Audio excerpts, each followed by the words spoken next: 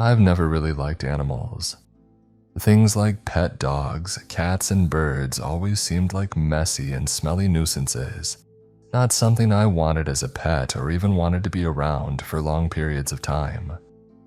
Which is why I considered myself lucky that, whenever I visited a friend who had pets, they always seemed to avoid me.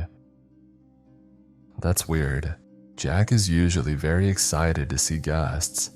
My girlfriend Shelby said when I first visited her house, her dog ran away and hid under the bed as soon as I stepped inside. Another strange instance is that whenever I got near my uncle's cage of guinea pigs, they'd scamper to the other side of the enclosure, squeaking in fear. "Maybe you just smell bad," my uncle would tease, waving the air by his nose. Whenever I went fishing with my grandfather, he'd be very unlucky with the catch, only to reel in a few bass as soon as I was dropped off the boat. I never got bit by anything, never got stung by a bee or harassed by the abundance of seagulls. Going down to the beach, it was easy to see flocks of the nosy birds trying to snatch up people's lunch. I just assumed I was lucky when I went the whole day without a single feathered fiend coming within 10 meters from my towel. I didn't think much of these events at the time. It was only recently when something happened that made me put all the pieces together. There I stood, awestruck and petrified, nearly pissing myself face to face with an enormous black bear. I was out on a camping trip with my Shelby and her family, and I had taken a short walk away from the campsite to take a smoke in private, when the beast approached me curiously. My brain went haywire trying to remember the proper defense against a black bear. Make myself look big? Or was that for brown bears? My lip quivered. I was certain I was going to die. But looking into those glassy doll-like eyes, I saw just as much fear and panic as I carried, if not more. The bear was trembling, locking eyes with me, stunned as if I was death itself. Then after a solid minute of this frozen stare down, the bear quickly turned heel and ran without so much as a growl. I was flabbergasted. I looked behind me and all around, trying to see what had scared the creature. Nothing. I thought back to my interactions with animals over the years and came to a peculiar and unexplainable conclusion. Every non-human creature seemed terrified of me. I put this theory of mine to the test by visiting a small farm with a petting zoo. It wasn't open, but after speaking with the owner and explaining my theory, he agreed to let me near the animals. Sure enough, all the swine in the barn began swarming the other side, oinking and squealing in desperation as they tried to get as far away from me as possible. I trudged closer and my face loosened in confusion as the pigs grew more panicked. They were clambering over each other, almost forming a pile and cramming into the corner, forcing themselves to get further away even if there was nowhere to go. "All right, that's enough," the farmer said angrily, grabbing my wrist and forcing me out. He shooed me off his property with fear wavering in his voice. "I don't know what it is, but something dark is attached to you. Scaring the animals like that is a demonic omen. Get out and don't come back," he shouted. I couldn't blame him. It was certainly odd. I didn't believe in things like dark spirits or curses, but it's not like I could come up with a better answer for this oddity. Something about the farmer's superstitious vexation was very familiar to me. It seemed random and unrelated at the time, but someone had a similar reaction to my presence in the past. Me, my brother, and Shelby were big on the occult as teens. We would play with a Ouija board, go visit haunted antique shops, and try all sorts of trending rituals like Bloody Mary and the like. One day, we wanted to visit a local shop that held items related to spirituality and metaphysics, magic and witchcraft, and things of that nature. As soon as we entered, the old woman working there seemed on edge. She had long gray braided hair, and she was adorned in all sorts of cultural relics and symbols I didn't recognize. She looked at me and my friends as we entered with a shocked and fearful expression. Her worried face morphed into one of anger and she gestured towards us. "Get out!" she hollered. My friends and I looked at each other confused. "I said get out," the woman repeated. We weren't willing to argue or question this enraged lady, so we quickly scurried out. Looking back now, that lady was definitely staring straight at me. With all these pieces put together in my head, it was clear that something wasn't right. But why should I care? So what if animals ran away from me? So what if witches didn't let me into their shops? This curse, or whatever it is, hadn't harmed me or anyone else up to this point. I was perfectly content with never getting an answer, as it didn't seem to affect my life all that much. Until a few weeks ago, that is. Me and my girlfriend, Shelby, moved in together about half a year ago, sharing a one-bedroom studio apartment in the city. It took only a few days of living together for strange things to happen. We would often leave the apartment in the morning to find roadkill on the street. Not the most unusual thing in the world, but what was unusual is that roadkill seemed more frequent the closer you got to our apartment. One day, an entire deer was laying dead mere meters from the front door. It only got worse as time went on. What was once only 1 or 2 dead squirrels or raccoons was now at least a dozen small eviscerated animal corpses strewn about our block every day. The strangeness didn't end there. One time I woke up in the middle of the night to find that Shelby wasn't in our bed, and I discovered her sprawled out on the sofa in the living room. When I asked her what she was doing out there, she said she didn't remember, but suggested that it might be because I smelled like a wet dog. That caught me by surprise. That was something she had said before, but I never thought she minded it. I felt butterflies in my stomach remembering the night we confessed our feelings for each other, only young teens at the time. I don't remember who confessed first. All I remember is that we ended up in my bed holding each other close. In that dream-like bliss, holding the girl I had loved for so long, she smiled at me and teased, "Your bed smells like wet dog." I was snapped back to the present. Was it a real problem? I showered regularly, wore deodorant, and washed our sheets recently. I didn't smell anything off. She insisted, however, that the smell was thick and overpowering, and that I probably couldn't smell it because I was used to it. I asked her if I always smelled like that, and to my shock and dismay, she said yes. To think that Shelby had simply endured the fact that I apparently stunk like an animal was humiliating, but also made me appreciate that she stayed with me for so long anyway. I took on an unhealthy fixation to rid myself of this stink. I tried all sorts of pungent colognes, much to the mockery and bemusement of Shelby.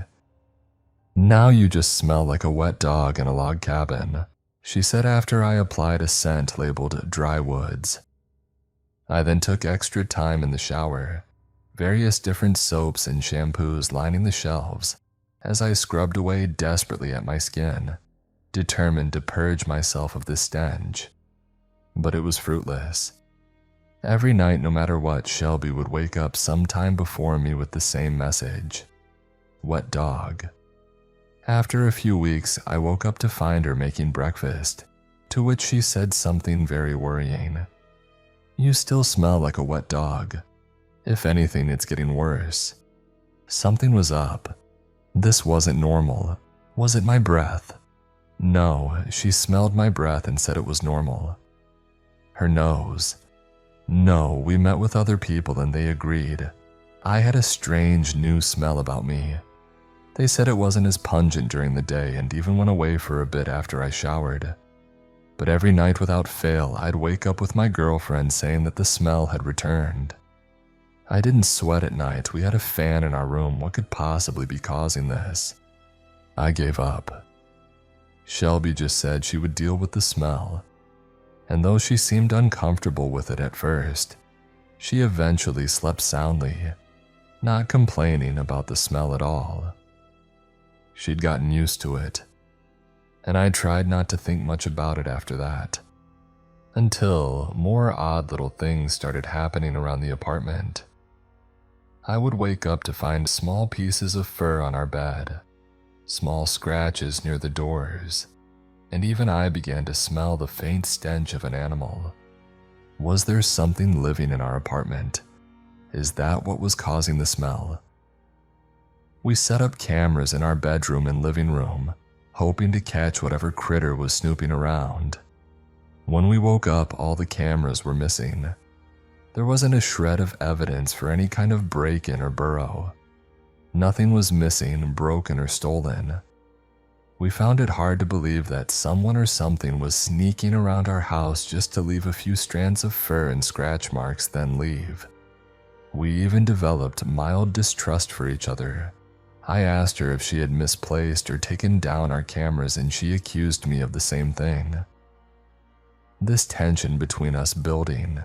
It was hard to fully grasp how strange the situation really was.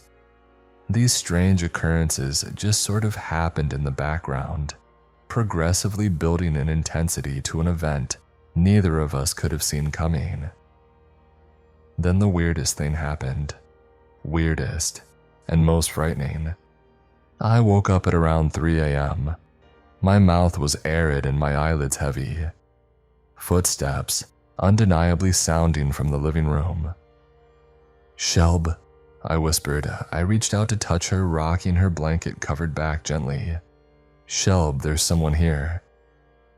My veins crystallized, stinging pockets of ice. My heartbeat drummed in my head. Footsteps were sounding closer and closer. I rolled over to face the doorway wide open, revealing a black abyss. I studied the doorway for a moment, my eyes transfixed on a silhouette emerging from the darkness. I desperately rocked Shelby again. "Shelby," I shouted. The figure in the doorway flinched. "Jesus, what is it?" Shelby responded. She flicked on the light from the door. It was her. She was standing in the doorway. She was the one making the footsteps. My stomach churned. If Shelby was at the door, then who was in my bed? I turned to the lump under the blankets, an undeniable weight on the bed. Uncovering the blanket, I nearly puked at what I saw. A wolf, dead, mauled. Its fetid, half-eaten cadaver left dark red stains in the sheets and fumigated the room with a heavy aroma of rot. I jumped back and toppled out of the bed. Shelby yelped and covered her mouth. "What the hell?" I shouted. Looking closely at the wolf, it was clearly brutally killed. Claw and scratch marks covered its hide. Its entire bottom half was torn off. Intestines spilled out the bottom like spaghetti. I very well may have stayed there staring at the corpse for hours if Shelby had not snapped me back to reality, urging us both to leave the apartment and report the incident to the police. We told her parents what happened, and they offered to let us stay at their house until the apartment was searched, and the cleaning company completely scrubbed the place. "I'm not going back there, Michael, that was so freaky," Shelby insisted as we settled ourselves into her parents' guest room. Obviously, she was right. Between the countless dead animals in the area outside, the smell, and the wolf in my bed, it was clear that the environment was unsafe. I decided that once the cleaning company had cleared out the mess, I would return with my brother to move out all of our belongings, as Shelby didn't feel safe joining me. Her parents were more than happy to let us stay a while longer until we found a new apartment. They had a Ring camera and lived about 15 minutes away, so I felt she was safe from whatever animal killer was stalking our apartment. It was incredibly strange because nobody else in the apartment complex reported any dead animals in their rooms, nor as pungent as a dog smell that our room had. The next day, the cleaning company arrived and removed the bed, and I decided to bring my brother Isaac to the apartment to remove what belongings we could. What a mess. Isaac grimaced as he stepped out of the car, observing a squirrel that had been splattered and stretched across the pavement. It took us the whole afternoon putting things into boxes and stuffing them in the car. The entire time I felt uneasy. I couldn't help but peek around corners and check my back constantly. The sun had already set by the time me and him had moved everything. He leaned up against the car and yawned. "Do you mind if I lay down? We came here right after my hiking trip. I'm pooped," Isaac moaned, stretching his back. I let him rest in the car as I went back up to the apartment to grab one last thing. As soon as I entered our apartment room and shut the door behind me, I felt strangely lightheaded. The overpowering scent of wet dog suddenly flooded my nostrils and my head spun. Next thing I knew, I collapsed on the floor and slipped into unconsciousness. When I woke, my face felt rough and itchy against the carpet. My eyes watered and my muscles were sore. "Ugh," I groaned, clutching my pounding head. My heart was drumming with fear when I checked my phone. Over 20 missed calls from Shelby's parents. I cursed under my breath repeatedly, scrambling to my feet. Out the window was complete darkness. Night had only just set when I passed out. Now it was nearly 3 a.m. I desperately called back Shelby's parents while rushing out of the apartment. The smell of the dog was now foul and more pervasive than ever. I was so panicked that I didn't even notice that the apartment door was wide open.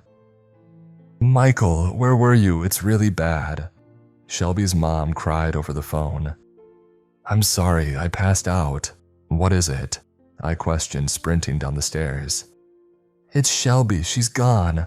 The Ring camera was torn out, all the doors are open. Oh God, Michael, she's gone," her mother finished, audibly horrified. My insides tied themselves in knots. My face contorted from sheer despair. I babbled incoherently, not even noticing as I dropped my phone.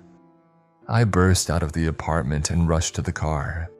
To my shock, the car door was wide open. A trail of blood streaked across the seat where Isaac was resting. "What?"